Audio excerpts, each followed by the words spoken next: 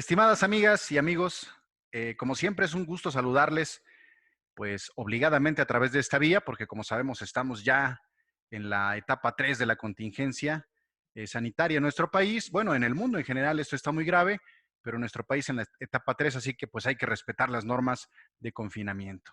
Pero esto no evita que podamos continuar con nuestra labor de divulgación de la ciencia jurídica, esto que se denomina o que hemos dado en llamar cultura jurídica para todos, un esfuerzo para que toda la sociedad tenga algunos conocimientos adicionales y que pueda eventualmente reclamar sus derechos cuando esto sea necesario. Bueno, quiero agradecer antes de nada la presencia de mi amigo, de mi estimado colega, profesor y amigo, cómo no, Marco Antonio Madrigal Ortega. Eh, Él, dentro de su ejercicio profesional, en muy recientes fechas, ha logrado cambiar el criterio o el sentido de nuestro derecho familiar en un aspecto que ahora él nos va a explicar ante la Suprema Corte de Justicia de la Nación.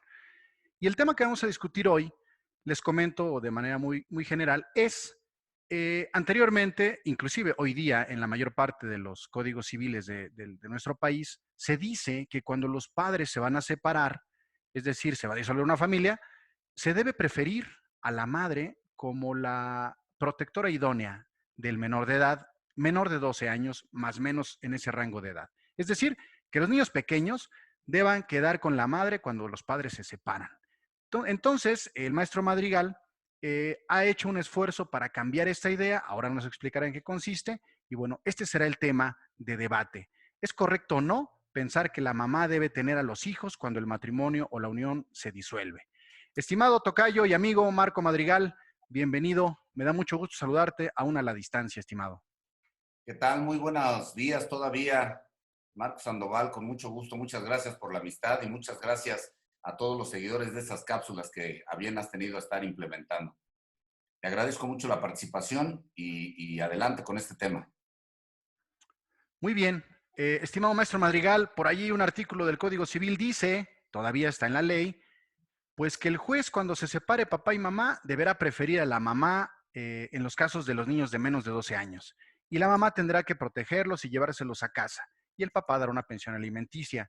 Comenzamos por ahí, maestro Madrigal. ¿Esto es correcto? ¿Esto es así? ¿Así dice la ley? Sí, fíjate que lo estaba tratando de retomar. Es el artículo 282, apartado B, fracción segunda, párrafo tercero. Y Gracias, maestro. establece del Código Civil de nuestra Ciudad de México. Es evidente, esta parte normativa está replicada en el resto de disposiciones del orden civil en toda la República. Evidentemente, hay algunos matices en relación a los años, hay algunos que tienen unos años más, unos años menos, pero al final estamos hablando de un concepto que se tuvo históricamente como el de los años tiernos. Esto es, los menores en su fase inicial deben de tener ciertos cuidados que solamente la madre le puede dar. Y desde ahí me parece que comenzamos con un tema importante, porque cuando hablamos de ese criterio de los años tiernos, estamos implícitamente aludiendo a una categoría de estereotipo de la mujer, evidentemente de inicios del siglo XIX, es decir, de 1800. ¿Cuál es la categoría en el estereotipo del género de la mujer? La hacen ver como mujer madre. Ya, como Ya tenemos equivalente. dos categorías. Es decir, es un equivalente que está unido en una sola persona y que esa persona desde el hecho de ser mujer ya es madre y en consecuencia está, fíjate bien, obligada a través de una presunción legal, obligada al cuidado de los hijos. Ok, platícanos, maestro, en términos generales y muy sencillos, ¿qué fue lo que alegaste? ¿Qué le dijiste a la Corte? A ver, señores de la Corte, yo no estoy de acuerdo. No se le debe dar a los niños en su tierna infancia a las mamás. Yo considero que. Platícanos, por favor, ¿qué fue lo que le dijiste? ¿Cuál fue el argumento nodal que le impusiste a la Corte y que al final te dio la razón, estimado tocayo? Yo creo que son varios los temas a seguir, varios los rubros que habría que tocar. La Corte tocó uno y ese fue suficiente para hacer que se declarara de manera inconstitucional esta parte normativa, por lo que hace a la Ciudad de México en la tesis que emite la primera sala de recién este año, y que es el de discriminación. Pero más importante que eso quisiera hacer mención. No se trata no se trata de que a través de este juicio de amparo que logramos penetrar hasta la corte y que se fuera resuelto a través de la primera sala, fuera en el sentido de decir que la madre no debe de tener la guardia y custodia de los hijos, sino lo que nosotros buscamos, todo el equipo del despacho que encabezo, buscamos al llegar con este juicio de amparo, es que no se aplicara ese artículo, esa fracción normativa, de manera automática, porque así lo vienen haciendo los juzgadores. ¿Cuál es el problema? Que la misma base normativa nos dice a rajatabla, menores a 12 años tienen que estar bajo la custodia, la guardia y custodia de la madre, y solamente admite 2 excepciones, las cuales prácticamente son imposibles de acreditar en una primera fase de cualquier proceso. Y hay un criterio jurisprudencial emitido también por la primera sala de nuestra Suprema Corte de Justicia, que en el año 2014 dijo que esa fracción normativa, ese artículo en específico, esa fracción era constitucional y se apoyaba específicamente o de manera toral en el criterio de los años tiernos. Esto es, la mujer como madre, volvemos al binomio, la mujer como madre está en una situación de prevalencia sobre el padre, dado que solamente ella puede dar cuidados que el menor requiere en esa primera etapa formativa. Entonces, el tema es, por un lado nos dice la norma de manera concreta y directa, tienen que permanecer con la madre. Y luego esta resolución de la Corte nos dice, es constitucional y nos da una condición. Siempre y cuando no se aplique como estereotipo y siempre y cuando se haga un estudio de ponderación. Lástima que los juzgadores no aplicaban el criterio, porque además es contradictorio. Es decir, por un lado nos dicen que es constitucional, pero por otro lado nos dicen que no se puede aplicar de manera directa, sino que se tiene que hacer un estudio de ponderación. Pues sencillo, lo aplico y listo, porque estoy dentro de la legalidad. Esa legalidad implica que los operadores jurídicos que tienen en sus manos, ojo, operadores jurídicos, llámese abogados postulantes, secretarios, notarios, ministerios públicos, jueces, magistrados, jueces de distrito, que aplicaran la norma porque es legal, sigue estando en nuestro sistema jurídico, mientras que la norma sigue estando en nuestro sistema jurídico, sigue siendo legal y sigue siendo aplicable, y aunque la tesis de jurisprudencia dijera una cosa distinta, pues al final la aplicación sigue siendo legal. Oye, amigo, muy bien, muy bien, muy bien explicado, pero yo tengo una pregunta que hacerte. A ver, este artículo dice que los niños menores de 12 años se le asignarán a la mujer, a la madre, salvo en ciertos casos, es decir, deja allí unos pequeños candados. Y me parece, y es un punto de vista, que estos candados serían suficientes para hacer la exclusión, es decir, para preferir al varón. ¿Y qué dice allí? Pues que no haya violencia familiar de parte de la mamá o que se ponga en riesgo el normal desarrollo. Fíjate en lo que te voy a decir y ya tú me responderás si estoy en lo correcto o no. Desde mi punto de vista, estimado tocayo, el derecho debe entenderse como una manifestación de la realidad que vivimos, no solamente como unas letras ahí en la ley. Es decir, debería adecuarse el derecho a la vida diaria. Yo no conozco, o creo no conocer, algún niño que tú le preguntes en su tierna infancia, oye, niño, ¿con quién te gustaría irte? ¿Con tu papá o con tu mamá? Y es una cuestión casi de sentido común. Los niños van a decir eventualmente con mi mamá. Y solo en algunos casos dirán con mi papá. Si tú investigaras caso por caso aquellos cuando dicen que se van con su padre, verás, estimado Marco, que allí se va a encontrar la razón que incluye la ley. Es decir, que se está posiblemente poniendo en riesgo su normal desarrollo. No es normal ni común que un niño prefiera irse con el padre en lugar de la mamá, cuando en la tierna edad, normalmente por cuestión biológica, psicológica, emocional, se está más vinculado a la mamá. Desde mi punto de vista, creo, estimado amigo, que esta resolución de la Corte se aparta un poquito de la comprensión natural del ser humano. Y de verdad te lo digo, habría que preguntarle a un número o a un muestrario de niños, a ver, hijo, ¿con quién te gustaría irte en caso de que tus padres se separaran? Te van a decir, estimado amigo, espero me puedas debatir aquí, que con la mamá. No se equivocó la Corte y dejó de valorar este aspecto humanístico, inclusive sentimental de los menores de edad, amigo mío. Nada es absoluto, todo es relativo.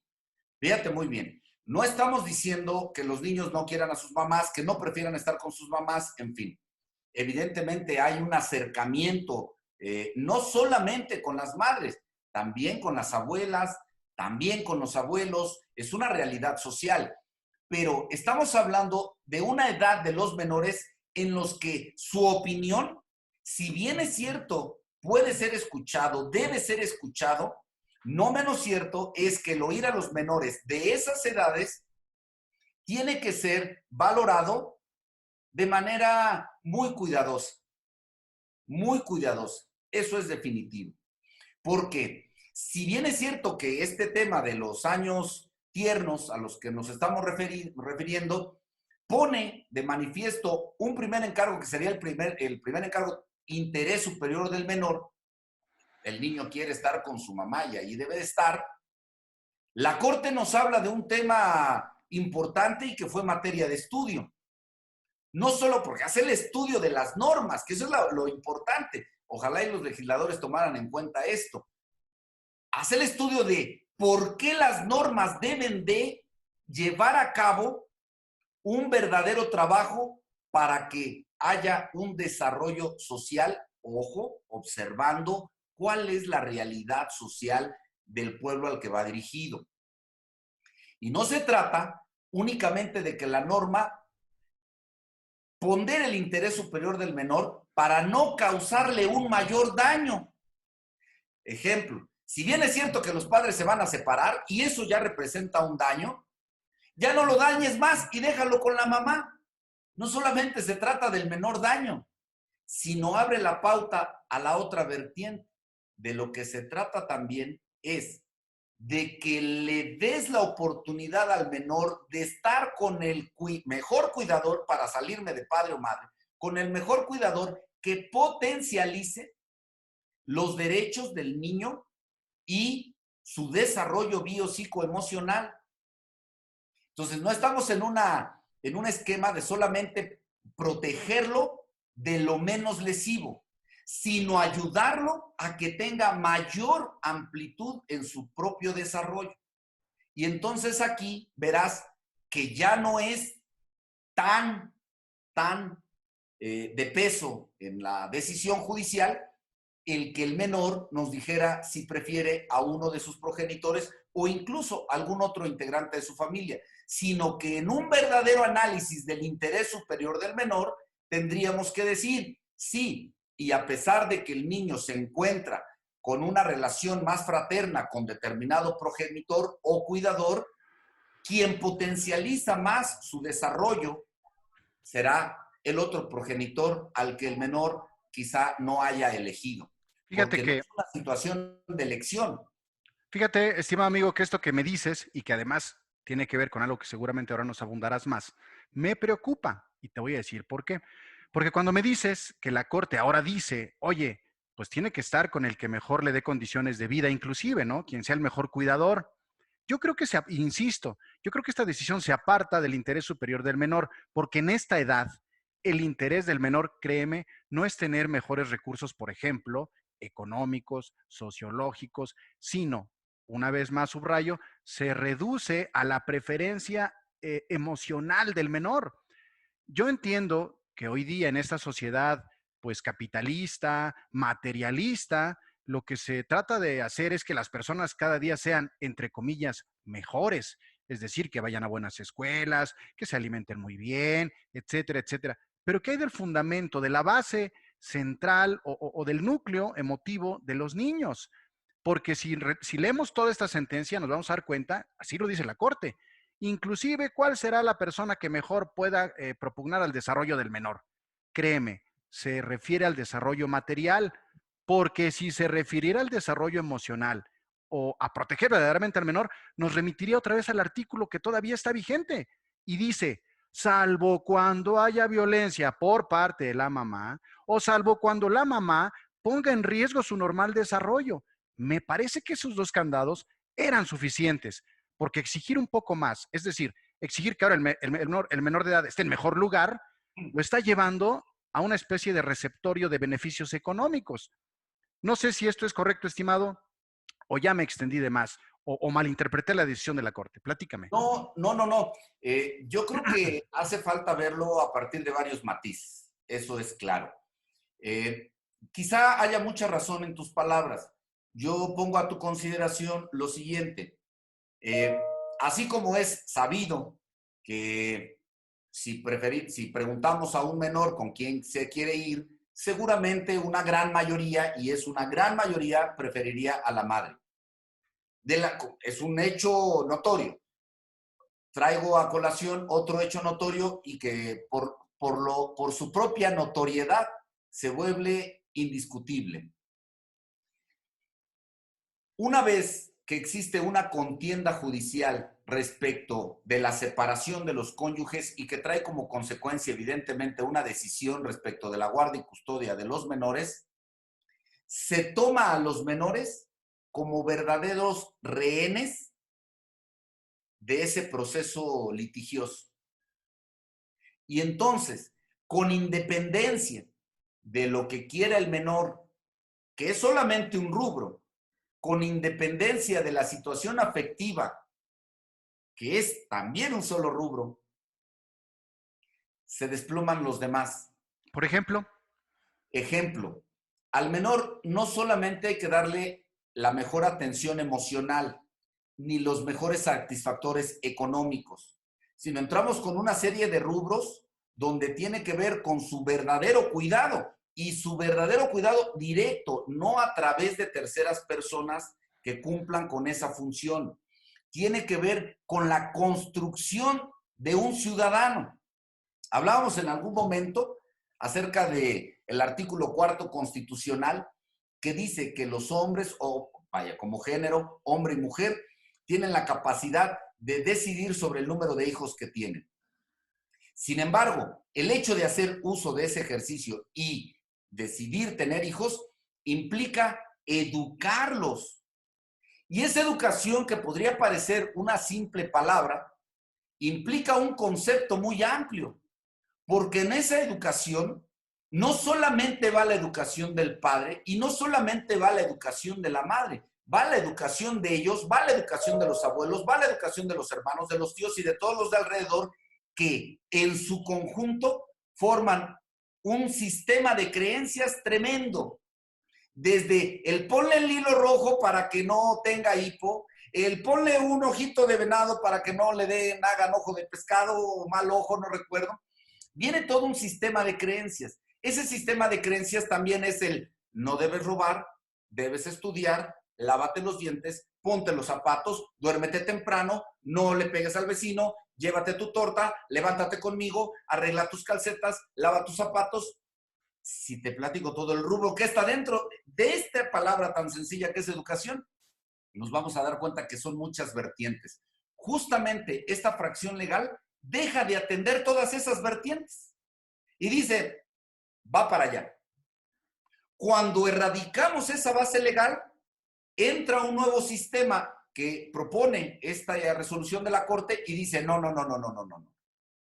En todos los casos, tienes que ponderar todas las circunstancias que rodean el caso en específico, y esa es una gran labor que siempre no quisieron entrarle los operadores jurídicos a esto. Requiere mucho trabajo y evidentemente mucha capacidad para poderlo hacer. Tienes que entrar al conocimiento de todas las circunstancias que rodean el caso específico en particular y concreto. ¿Qué significa? Que cada demanda de guardia y custodia tendrán que estudiar todos los antecedentes y circunstancias propias de ese juicio de demanda y no aplicar un artículo a todos los procesos de guardia y custodia. bien. Entonces, al análisis de todas estas circunstancias del caso en particular, tendrá que sacarse la decisión judicial que no solamente no perjudique tanto, sino que mayor potencialice los derechos del infante. Bien, eso está muy bien, pero se me hace un poco riesgoso lo que mencionas. Fíjate bien lo que dices. Por ejemplo, la educación. ¿Cuál de las dos ramas de las familias, eso me imagino que quisiste decir, cuál de las dos ramas de las familias podría eventualmente ofrecer una mejor educación, una mejor formación, ¿no? Hablabas tú de amárrate las agujetas, párate temprano, retratando una mejor o una más disciplinada forma de vivir, versus róbate el espejo retrovisor, y no te bañes, etcétera, ¿no? Una familia con un cierto modo de vida y otra familia con cierto modo de vida. A mí se me hace muy riesgoso esto que estás diciendo, porque entonces estaríamos dejando fuera aquellos matrimonios o estaríamos dejando desarmados aquellos matrimonios de la niña bonita con el niño feo o viceversa. Entonces, ¿qué hay de las preferencias del menor? ¿Qué pasa si el menor, por ejemplo, tiene la preferencia de estar con su mamá, que vive en una unidad habitacional con 2,000 departamentos y casi en el hacinamiento, mientras que el papá vive en un fraccionamiento muy exclusivo? Y entonces el juez, si se mete a analizar todos estos aspectos de, repito, entre comillas, mejor formación, va a dejar fuera a la mamá, evidentemente, porque tiene otra educación, porque con trabajo sabe leer, porque... Pero, repito, no se olvida, y es pregunta, porque finalmente yo no soy quien para decir quién tiene la verdad, pero no se olvida la Corte de esta parte humanística, repito y vuelvo, biológica, psicológica, emocional del menor, en aras de darle un aparente mejor desarrollo, que no estaba ya resuelto esto en el artículo del que estamos hablando, cuando se dice que solamente cuando se ponga en riesgo, entonces quítaselo, o solamente cuando le cometa violencia, es decir, solamente cuando está en riesgo su desarrollo normal.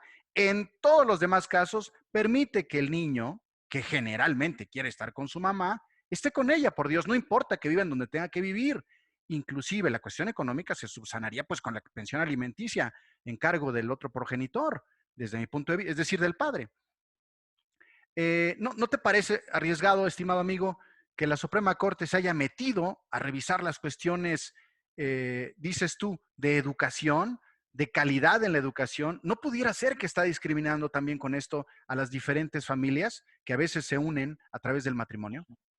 Fíjate que en los temas de discriminación a los que se refiere el artículo primero de la Constitución y que se les conoce como categorías sospechosas, dentro de los cuales está evidentemente el género, la raza, la situación económica y demás.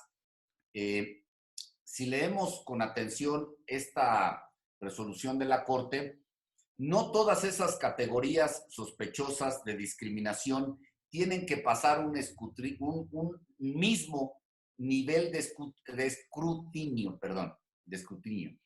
Eh, porque no todas, no todas estas categorías sospechosas atacan de la misma manera a la sociedad, sino dependiendo del caso en particular y en concreto, podrían sus efectos únicamente circunscribirse a una familia o a un entorno o a una colectividad o definitivamente a toda la sociedad. Entonces tendría que valorarse y hacerse un análisis de esta categoría sospechosa para poder determinar si esta categoría sospechosa es conforme o no a los derechos humanos. Yo no creo que haya mal hecho una mal labor la Corte a partir de entrar a este fenómeno de la guarda y custodia, porque hay lo que está señalando la ley se le denomina una presunción legal, es decir, ya es un hecho notorio, comprobado y aceptado. Listo. Ese hecho, que es aceptado y notorio, se implementa en la norma para que se aplique de manera generalizada y se acabó.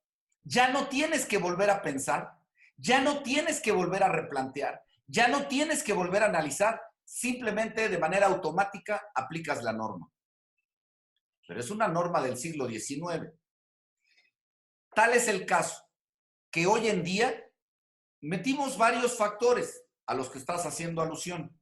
Dentro de esos factores entra también otro, que es, para el siglo XIX, cuando se tenía el tema de los años tiernos, la mujer generalmente estaba confinada al hogar de manera voluntaria, de manera no voluntaria, pero estaba confinada al hogar y al cuidado de los hijos. Hoy en día, la situación económica ha hecho que las mujeres tengan que salir a laborar en búsqueda de un mejor ingreso, en búsqueda de su desarrollo profesional, en fin, serán muchas las circunstancias, pero han salido. Y al salir, evidentemente ha quedado un hueco al interior de la familia. En muchas ocasiones, ese hueco, en la nueva recomposición social y familiar, los hombres han tenido que entrar, si no de lleno, sí en una mayor presencia, por lo menos que la que tenían en el siglo XIX, en los años 1800. Y eso debe de ser analizado hoy en día tal y como lo analizó la Corte, en evidente de que nuestro derecho es dinámico.